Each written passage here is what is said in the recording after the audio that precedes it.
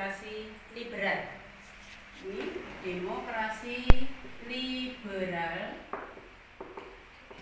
atau demokrasi parlementer. Nah, untuk pembahasannya nanti kalian perhatikan PowerPoint yang akan saya tayangkan berikut ini. Silahkan dicermati. Kalau ada yang belum jelas, silahkan ditanyakan.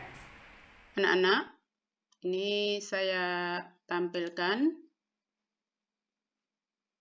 gambar-gambar dari kepala pemerintahan yang ada di masa demokrasi liberal. Ada 6 tokoh nanti yang menjadi kepala pemerintahan di masa demokrasi liberal. Yang pertama ada Bapak Muhammad Natsir. Ini merupakan pimpinan pemerintahan pertama atau kabinet pertama yang menjalankan tugas dari bulan September 1950 sampai bulan Maret 1951. Jadi kurang lebih hanya selama beberapa bulan itu ya, Oktober, November, Desember, Januari, Februari, Maret. Jadi kurang lebih hanya 6 bulan. Kemudian dilanjutkan kabinet kedua dipimpin Bapak Sukiman. Nah, ini Bapak Sukiman yang menjalankan pemerintahan dari bulan April 1951 sampai bulan April 1952. Ini 1 tahun. Kemudian yang berikutnya adalah Wilopo. Ini pimpinan pemerintahan ketiga yang menjalankan pemerintahan dari bulan April 1952 sampai bulan Juni 1953. Kemudian Ali Sastro Amijoyo yang keempat. Beliau ini nanti 2 kali menjadi Perdana Menteri, yaitu pada pemerintahan keempat dan keenam, ya, atau kabinet keempat dan keenam. Untuk kabinet keempat itu berlangsung dari bulan Juli 1953 sampai bulan Agustus 1955. Kemudian untuk pemerintahan yang keenam itu berlangsung dari bulan Maret 1956 sampai bulan Maret 1957. Jadi ini juga hanya 1 tahun, kemudian yang keempat kurang dari 2 tahun. Kemudian yang kelima ada Bapak Burhanuddin Harahap. Ini pimpinan pemerintahan kelima atau kabinet kelima, menjalankan pemerintahan pada Agustus 1955 sampai Maret 1956. Kemudian Insinyur Juanda, ini merupakan pimpinan pemerintahan di masa kabinet ke-7 atau kabinet terakhir yang menjalankan pemerintahan dari bulan April 1957 sampai bulan Juli 1959. Nah, di sini kita akan bahas mengenai program dan masalah yang terjadi di masa kabinet-kabinet yang berkuasa di masa demokrasi liberal atau demokrasi parlementer. Untuk kabinet Natsir, kabinet pertama, ini programnya menggiatkan konsolidasi dan menyempurnakan pemerintahan, menyempurnakan organisasi angkatan perang, mengembangkan dan memperkuat ekonomi kerakyatan, memperjuangkan penyelesaian masalah Irian Barat. Masalah yang dihadapi, ya ini yang berat 2 ini ya, yaitu masalah keamanan, di mana pada masa kabinet Natsir muncul banyak gerakan disintegrasi, yaitu DITII, Andi Ayes, APRA, dan RMS. Kemudian masalah yang kedua berkaitan dengan pemberlakuan PP nomor 39 tahun 1950 tentang DPRD. Ini PNI tidak menyetujui karena dianggap menguntungkan Masyumi. Muhammad Natsir sendiri berasal dari Partai Masyumi. Nah, kemudian dilanjutkan kabinet kedua, yaitu kabinet Sukiman, programnya keamanan, ini ya.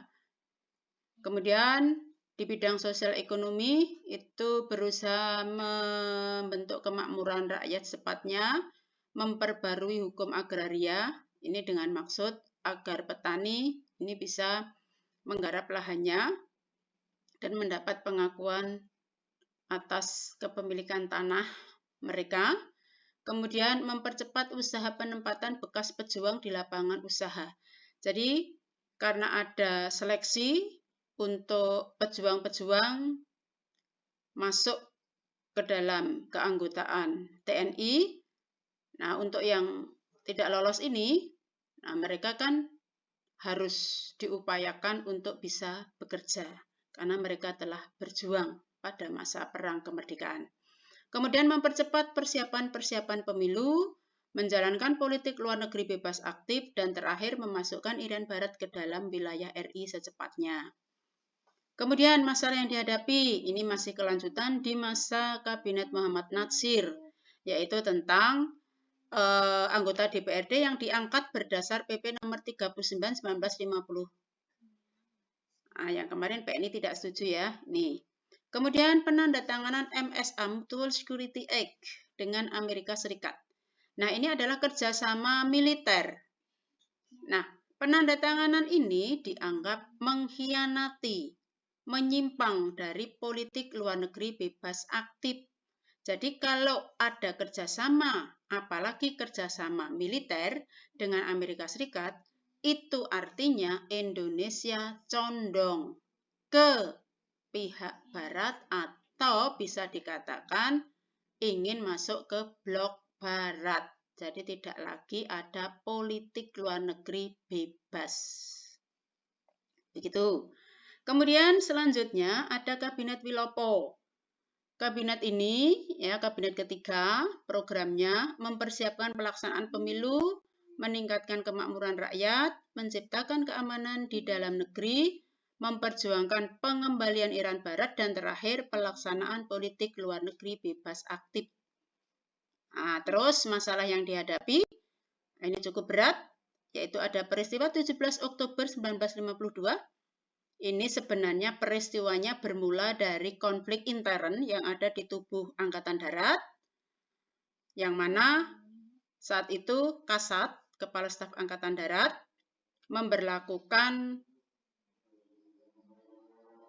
profesionalisme di tubuh TNI Angkatan Darat. Jadi untuk tokoh-tokoh atau anggota-anggota TNI AD yang tidak memiliki profesionalisme, nah ini harus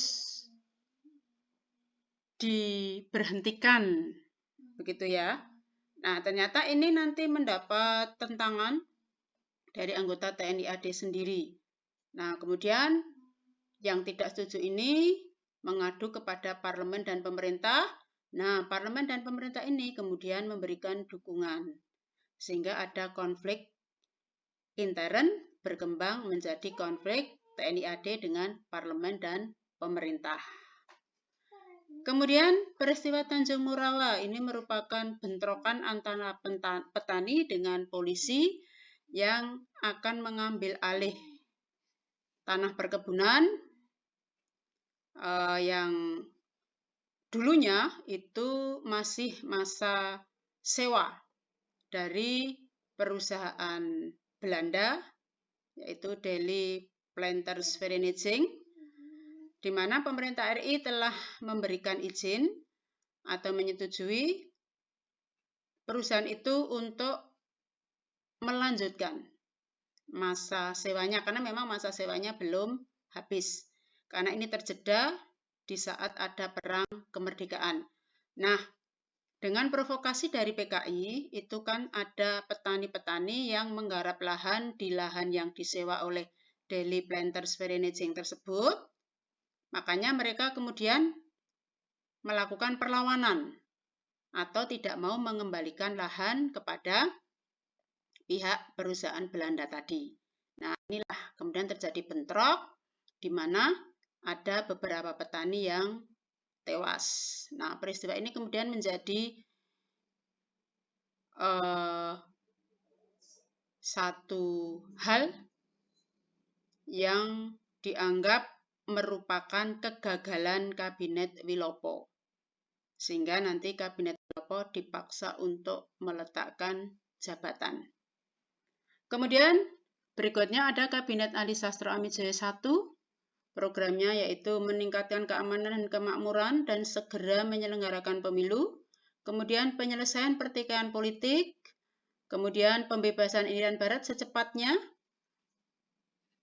Kemudian yang keempat, pelaksanaan politik luar negeri bebas aktif dan peninjauan kembali persetujuan KMP. Kemudian masalah yang dihadapi itu adalah Aceh. Nah, Aceh saat itu kan dijadikan karesidenan dari Provinsi Sumatera Utara. Aceh kan tidak mau. Mereka ingin menjadi provinsi sendiri. Nah, tetapi tuntutan ini belum bisa dikabulkan oleh pemerintah RI. Nah, dari sinilah akhirnya Daud Bereh memimpin gerakan untuk memisahkan diri dari negara Republik Indonesia dan bergabung dengan Negara Islam Indonesia pimpinan Kartosuwiryo.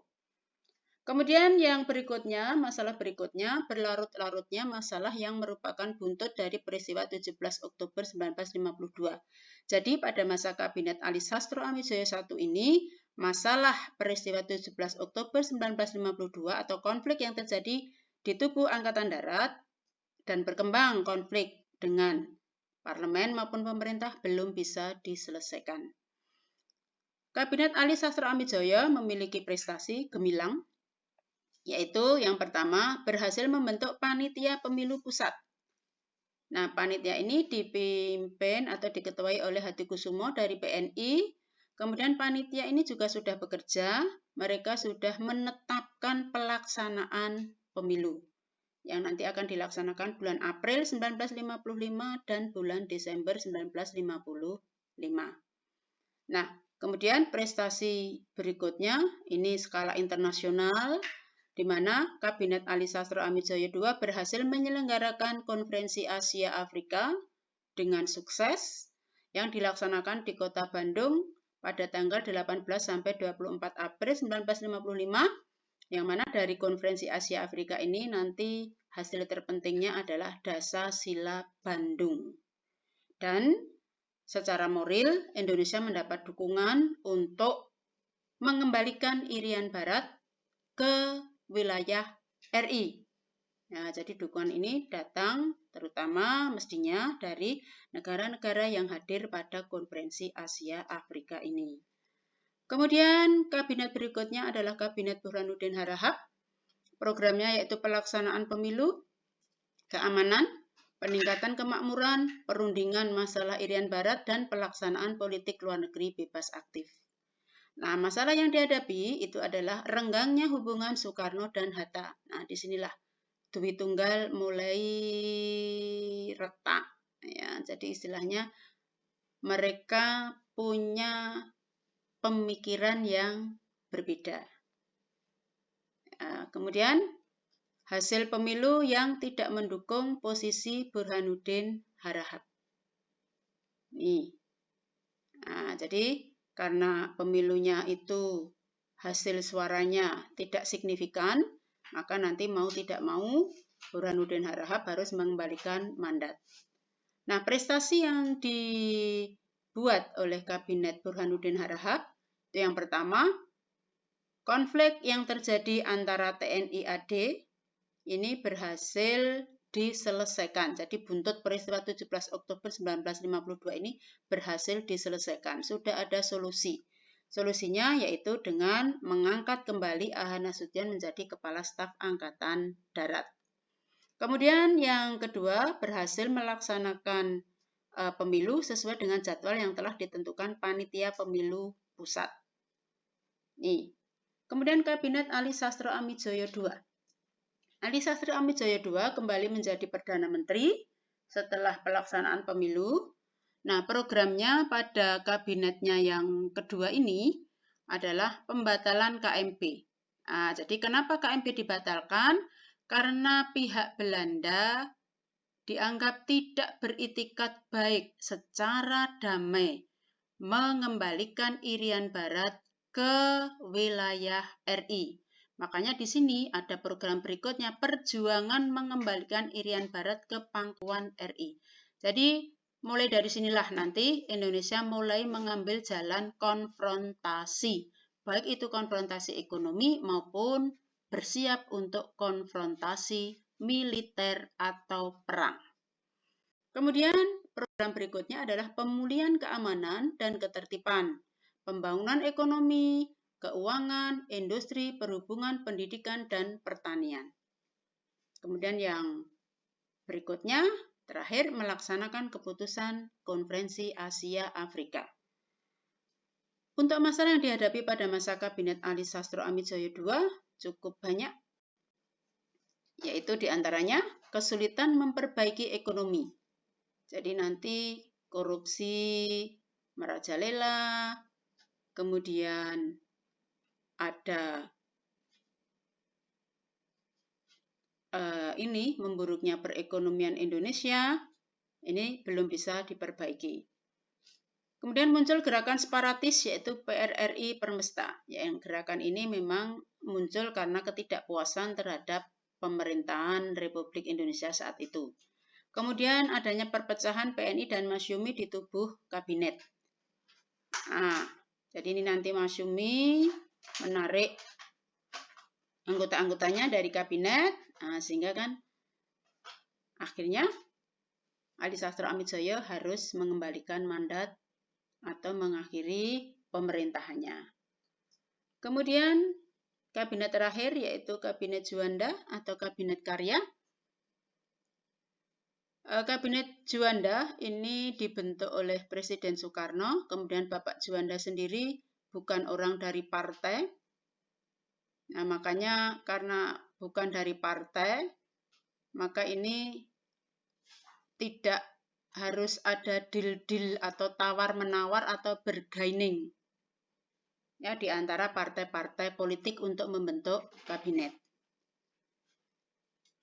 Nah, programnya Pancakarya, jadi ada 5 ini, yaitu membentuk Dewan Nasional, normalisasi keadaan Republik, melancarkan pelaksanaan pembatalan persetujuan KMP, kemudian memperjuangkan Irian Barat dan mempercepat proses pembangunan. Nah, gerakan PRRI Permesta itu yang muncul sejak masa Ali Sastro Amidjoyo II, itu kan menganggap ada ketimpangan ya.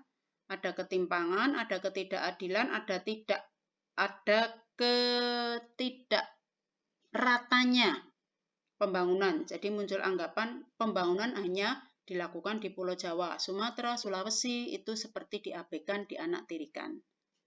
Ini makanya Kabinet Juanda berusaha untuk mempercepat proses pembangunan secara merata. Kemudian masalah yang dihadapi yaitu memuncaknya pergolakan daerah, yaitu dari PRRI Permesta. Jadi masih ingat tentunya, Ahmad Hussein memproklamasikan PRRI. Itu setelah ultimatumnya yang tanggal 10 Februari itu ya, 1956 itu tidak ditanggapi oleh pemerintah. Nah, kemudian ada peristiwa Cikini. Peristiwa Cikini ini adalah upaya pembunuhan terhadap Presiden Soekarno. Ketika Presiden Soekarno menghadiri undangan wali murid di perguruan Cikini di tanggal 30 November 1957. Nah, ini kan berarti keadaan sudah gawat karena upaya pembunuhan terhadap presiden langsung di ibu kota negara.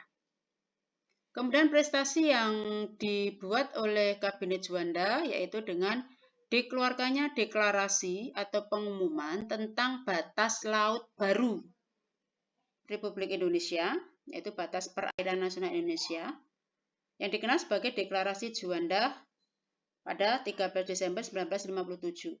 Jadi di sini nanti pihak Indonesia menyatakan bahwa wilayah baru Indonesia itu dihitung 12 mil dari titik terluar yang diambil dari pulau paling luar.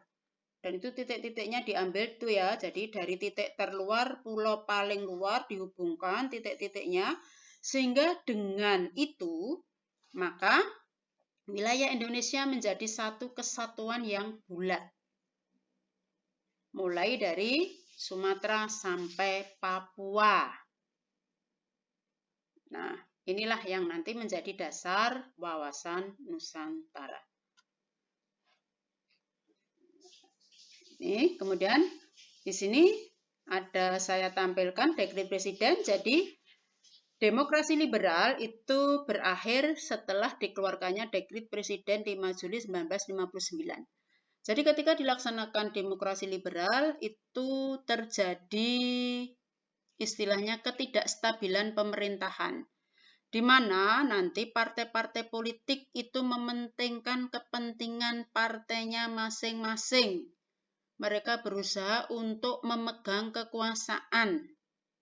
Jadi fokusnya tidak kok untuk mensukseskan program, tapi partai-partai politik ini mengincar ya, kelemahan-kelemahan dari partai yang sedang memegang kekuasaan, sehingga nanti jatuh bangun. Jadi selama 9 tahun itu ada 7 kabinet. Ini menunjukkan adanya ketidakstabilan pemerintahan. Ya, ini gambar Presiden Soekarno membacakan dekrit. Nah, ini ya. Jadi, dekrit 5 Juli 59 menandai berakhirnya masa demokrasi liberal, kemudian negara Republik Indonesia mulai memasuki tahapan baru dalam sistem pemerintahan yang dikenal dengan demokrasi terpimpin. Nah, ini jadi masa demokrasi liberal memberi banyak pelajaran bagi negara kita, di mana dalam berpolitik itu harus dewasa. Jadi partai politik itu harus mengutamakan kepentingan bangsa dan negara, mementingkan kepentingan rakyat. Jadi tidak mementingkan kepentingan partai masing-masing. Ya, demikian anak-anak untuk pemaparan materinya. Ya, demikian anak-anak pembelajaran kita pada hari ini yang membahas tentang demokrasi liberal. Persiapkan diri untuk membahas materi yang berikutnya. Jaga kesehatan, terapkan prokes, tetap semangat. Wassalamualaikum warahmatullahi wabarakatuh.